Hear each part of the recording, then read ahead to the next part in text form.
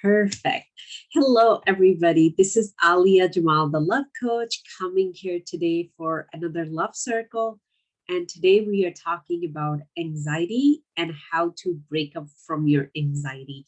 Now, this is something that I have personally struggled with. I help my clients um, manage anxiety, and our goal is to heal their anxiety 100% or have tools where they can manage it in such a wonderful way. I am going to share some, information with you regarding not just the psychological and what's going on in your nervous system, but also energetical perspective on anxiety as well. I'm also a pranic healer, so when I am working with my one-on-one clients, we are doing energy healing and we are also doing the coaching work. So let's dig in. um, I have about 3 sections to today's workshop. It's what is anxiety, why you are experiencing it, and how you can resolve it. I'm going to share with you step-by-step process that you can use yourself while you are going through a anxiety or panic attack, no matter how severe it is, and also what to do in long term to resolve that. Because once I started having anxiety or panic attack, that's when I got even more interested in it. Like, where it's coming from. I understand the energetics. I understand what's going on in my nervous system. And I've been able to, understand it way better. And it's not very hard to heal. Uh, if you've been taking anxiety medication, or if you've been struggling with it since maybe you were a kid, it's going to feel like, oh my god, this is part of who I am. How can I ever get rid of it, or how can I ever live any different? But it's not hard. You can actually do it. So hopefully after today's conversation, you're going to feel like, yes, I think I can do it. I can live a very calm, grounded, and peaceful and joyful view life, and I don't have to live with anxiety. So let's dig in. What is anxiety?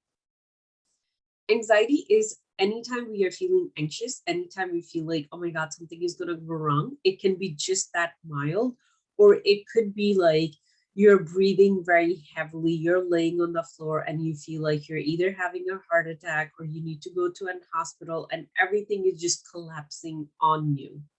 It can be that um, tough on your nervous system as well. So if somebody's listening to me right now, and you do struggle with anxiety, and you have experienced all of that, so you understand what I'm talking about. But if you're listening to me and you just feel like this feeling of anxiousness, you're like, I don't know what's wrong, but I don't know what's going to happen next. That is also anxiety. Now, anxiety comes from, like, the root of it is an unprocessed fear. At some point, you became afraid of something, somebody, or a situation, but that fear was never processed.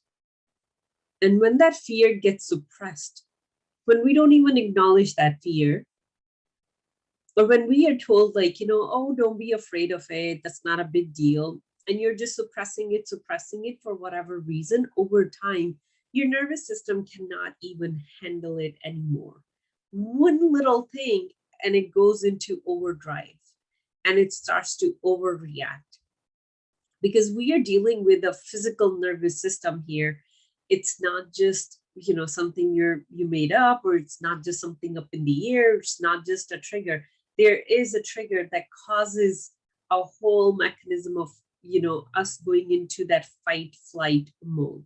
Because um anxiety is very much like there's something um behind me that's dangerous, and I need to run away from here. Consciously we are not thinking about it, but subconsciously that's how it feels. That's why your heart starts to beat faster. If you can just run at that point, if that's even possible, if you do have the energy to just start running, it's just going to process through your body, that all that extra energy, all the extra blood that comes in your legs, in your arms, so you can go fast. That's why, palm starts to get sweaty during an anxiety or panic attack. If we just start running, yes, you will use all that energy and you will be calm again, because your body has its natural way to reset when that energy has been moved through it. But if we are not doing that, because we cannot see the danger behind us, because it's just a perceived danger. It's not that somebody is standing behind you. If somebody is really standing behind you, we're just gonna run, not just gonna sit there. The reason we're just sitting in our chair or in our bed, because we don't see anybody behind us. And then we don't feel like I need to run, because if you're just sitting home, you'd be like, why do I need to run? There's no danger. That's your conscious mind. But subconsciously, it feels very, very different. So that is what anxiety is, that feeling like, I'm under attack. And most people who do deal with anxiety, they do know what triggers their anxiety. So, for example, when I started experiencing it, it's very common to go through a major life change, and after like a year or two, people start to experience anxiety. So for me, it was a year after my divorce. That's when I felt I experienced anxiety for the first time in my life to that level. And for me, it was high speed. Like as soon as my car will go above 55, my body, like my nervous system would be like, there's something wrong. And it will go into completely overreaction. Um, Heartbeat and all kind of stuff is happening. And I'm a person who, it's common. I will drive 90 miles per hour, 95.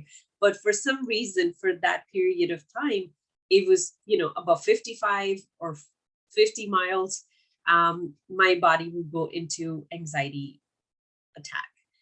For some women that I have talked to, going to the mall causes them anxiety. They don't go to the mall because it's like, the it could be a lot of people.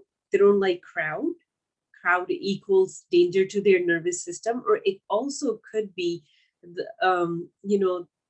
perfect image of a woman that gets portrayed in the malls, in terms of those skinny mannequins, perfectly manicured, and faces that triggers them, that I am not that, so there's something wrong with me. That triggers their anxiety as well. It could be a person. It could be, for some people, it could be their in-laws. So it can be a variety of things depending on where the fear had started in your life. So we all have to figure out what our triggers are, and it's best to do it with an expert. Don't try to diagnose yourself. If you cannot find any expert right now, you can always reach out to me. I would love to have a conversation with you, just to help you understand where the switch gets flipped and your nervous system go on a completely different direction. It's not calm anymore. It feels like something is it's under danger. So you can always reach out to me. I can help you understand that. Now let's get into why we experience it. Why are we even going through anxiety? So that would require us, let me just drink water.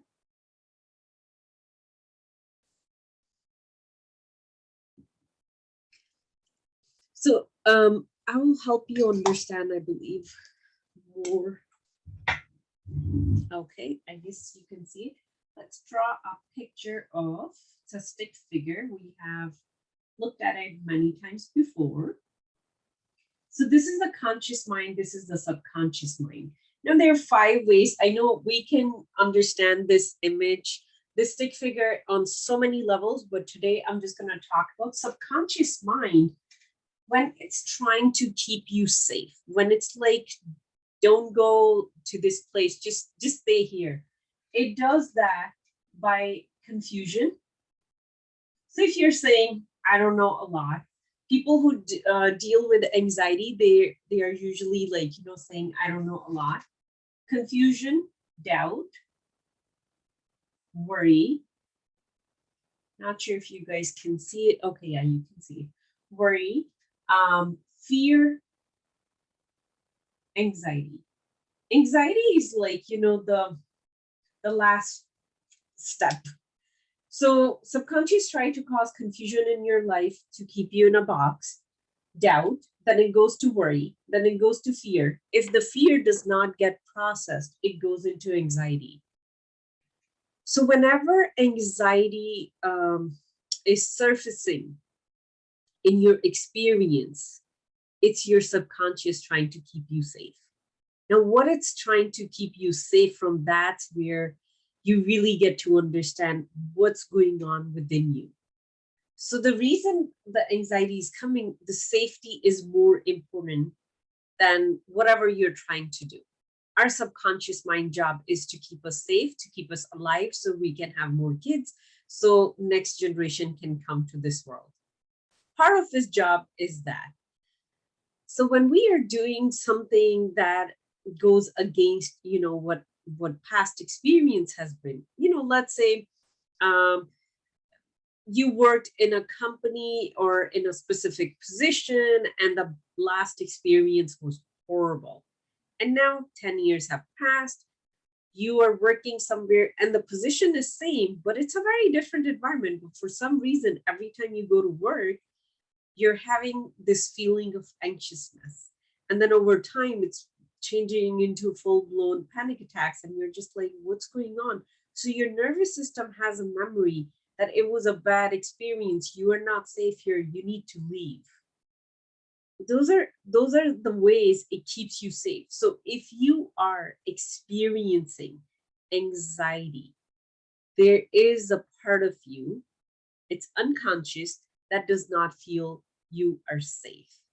So the best solution would be to create that safety within you, to work through it, to heal through whatever has been sitting within you, and create that safety within you, because that's where you really get to part ways from anxiety.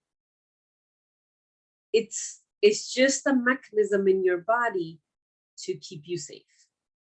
That's all it is.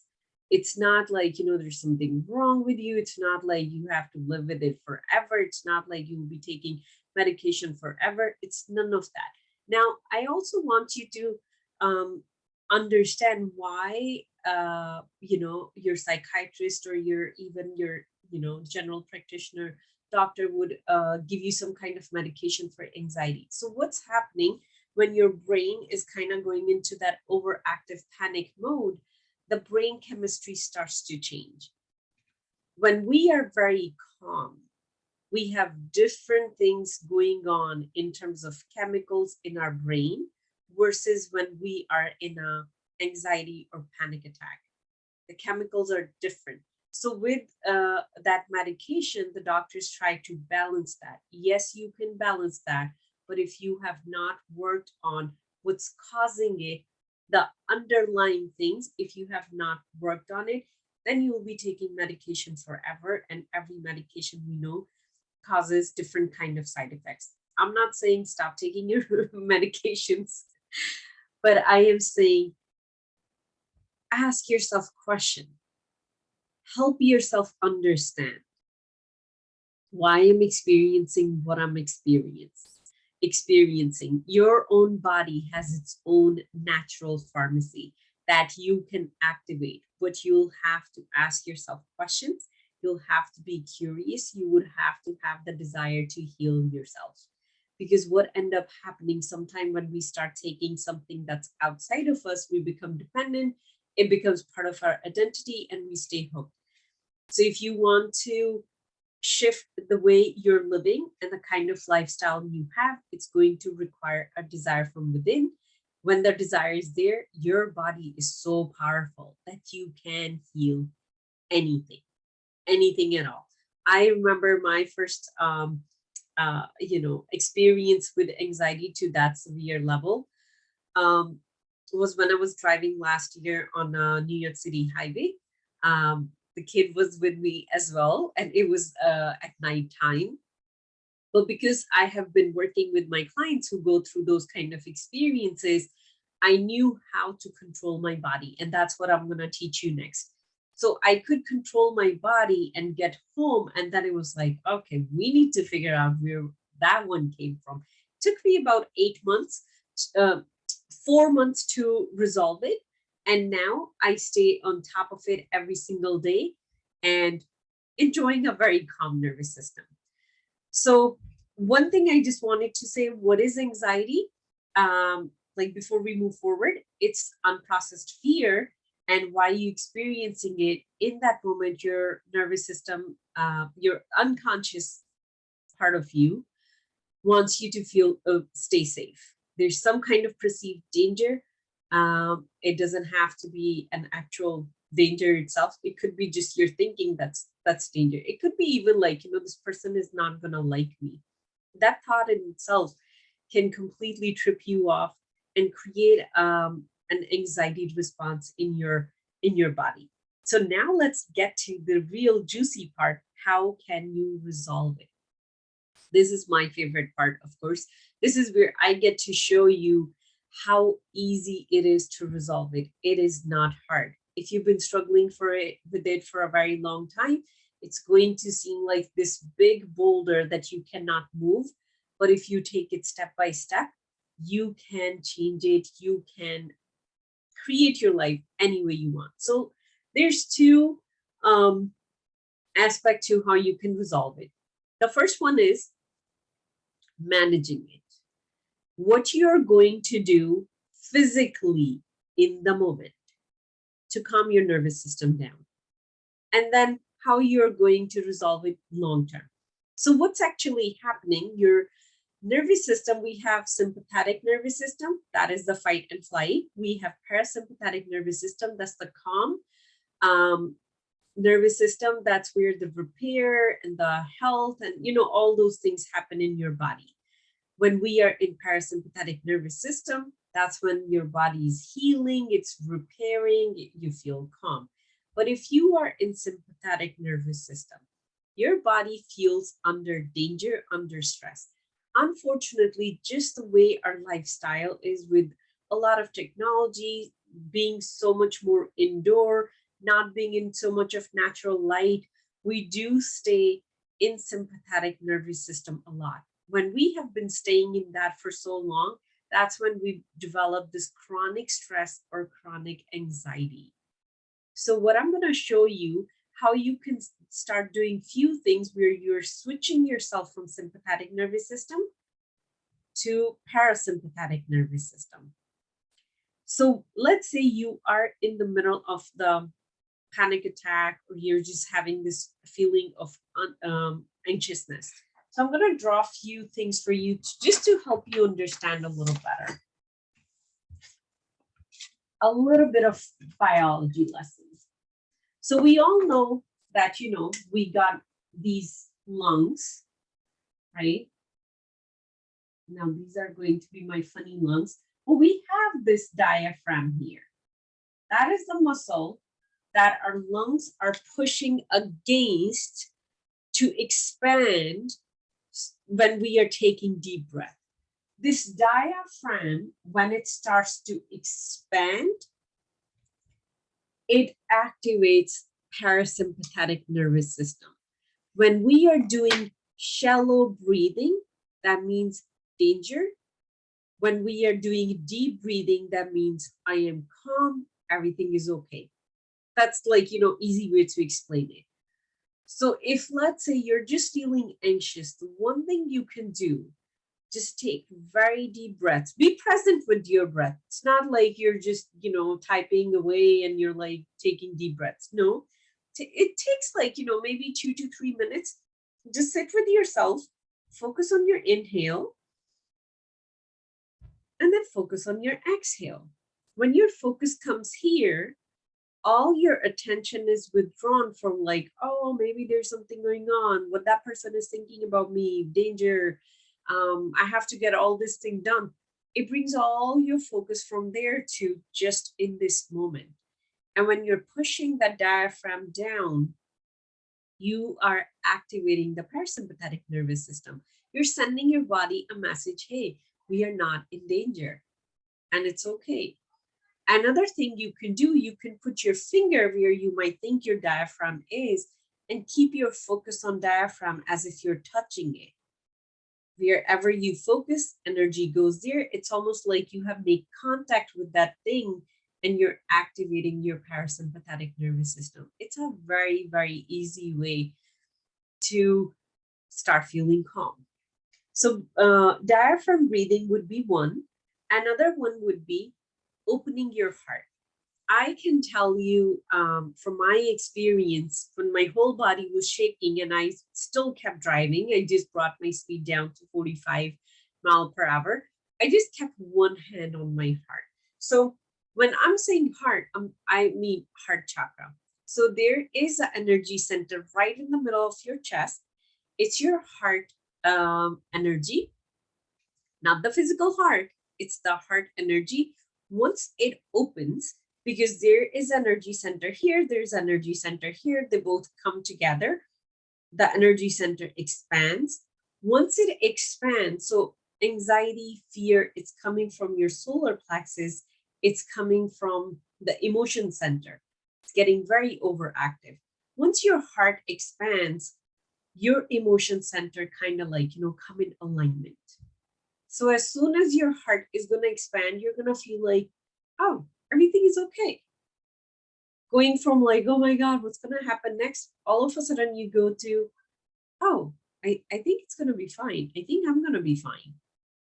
So another thing you can add to it just to bring more focus, you can even breathe from your heart. For me, just putting like, especially if you're in the middle of it, just putting your hand on your heart and deep breathing is going to switch your nervous system to the other side, to more calm side. That's what we really want in the moment. That is the most important thing. Because if you don't catch the whole mechanism that has started, you can end up fainting too. Because if it becomes too much for your nervous system, it's just gonna shut off. You're gonna faint. You're gonna end up in a hospital, and it starts like all kind of things that you'll have to worry about. If as soon as you catch it, you're just breathing, expanding, you're going to start to feel calm. Another thing that you can do is smile. So when you just go like this, like, it's forced smile. It's not like you're like, how can I smile in the middle of like, when I'm feeling like that? You're gonna force yourself to do this. What's gonna happen? Your subconscious mind does not know that, oh, there's something funny going on right now that you're smiling, or you're just pretending. That's where we can kind of oversmart our subconscious mind. But when you're going to expand, this kind of expansion is going to send signal, oh, there's something good going on. So good cannot go on when you're under stress. Of course, you're calm. So putting these three pieces together, deep breath, hand on your heart, and just keeping your fake smile on, you would feel, I believe, like in a minute or two, you start to feel calm. And don't do what I did. Stop your car and calm yourself down. And if you're feeling that way, just don't drive the car at that moment. Another thing you can do, if it's possible for you, let's say something just happened and you're feeling very anxious. You're just feeling so anxious. It's not like an anxious anxiety, panic attack and all that. You're just feeling very anxious. Go for a run. If you cannot go outside, just start running inside the house. Start walking very fast, because your body is feeling like it's in danger. And if you are moving really fast, it's going to get an illusion of like, I have moved away from danger. And all the extra blood that's coming to your arms, it's coming to your legs, it's going to kind of like, the energy is going to get used. And then we'll come to the calm side. What I do, like, if anything is bothering me, or if I feel like, something, my mind going into that what if mode, I would walk, and walk. Sometimes, like, I would even walk for 3 to 4 hours. And then I feel like, okay, everything is calming down, because that is just our physical nervous system response. And sometimes it's just happening because we are just perceiving something that's not even real. So those are the things, very easy, small things you can do to manage. If you feel like you do experience a little bit severe side of anxiety, write down these 3 steps, keep them as a note card, go over them a lot. So when you're in the midst of it, you would remember it, what to do. Otherwise, the whole episode is gone, and then you'll think of, oh, I could have done that. So that is about managing it. Now, resolving it. We have to find the thought that pushes you over to the other side. The trigger is always a thought. A thought comes to your mind, what if this happens? And then with that thought, we have a meaning attached to it. So it could be like, what if I fail the exam? The meaning would be, oh my God, I'm going to be a loser. What if I don't get a job? Oh my God, how I'm going to pay all the bills. Like, I'm just going to die hungry. Like, our mind goes into that very extreme situation. What if I get laid off? Oh my God, I'm not going to have anything to support my life with or to support my family with. That is the meaning we are giving. If someone gets laid off, does not mean they won't be able to support their family. You can always get another job. There's plenty of opportunities available. That's the possibility. But our mind does not go for possibility when it is going for anxiety. So when we've been worrying for a very long time financially and whatnot, one thing happened and then you go into a completely dark end of the things. So find that thought. What is the thought that causes me to kind of like trip over? What is that thought? What is the meaning I'm giving to that situation? And if you do find the thought, let's say for you, the thought is, what if I get laid off? How I'm going to support my family? Once you find the thought, write a plan underneath it. Write 5 to 10 positive things that you actually can do. And then what you can do every day, when you wake up, keep that page in front of you and remind yourself, if I do get laid off, I can do all these things. So this way, you're teaching your mind to think from possibilities. So it does not just stay in the perceived fear all the time. You can do this, no matter what kind of thought you have. It could be like, what if I die old? What if no one ever likes me? Under that thought, you can write, okay, what if no one ever likes you? 5 to 10 good things or things you can do. If no one likes you, less people to hang out with. You have more time for yourself. You can focus on your relationship with yourself. You can really get to know yourself. You can maybe do things that you couldn't do before because you were just so busy meeting with other people and whatnot. So there, every time when you look at something, we can find other possibilities and good things in that situation. No matter what you have been through, no matter how big of a mess you have been through, there is a solution on the other side. But we cannot find the solution when we are living with sympathetic nervous system. We find solution when we come to parasympathetic nervous system, when we are calm, when we are collected, when we can think straight.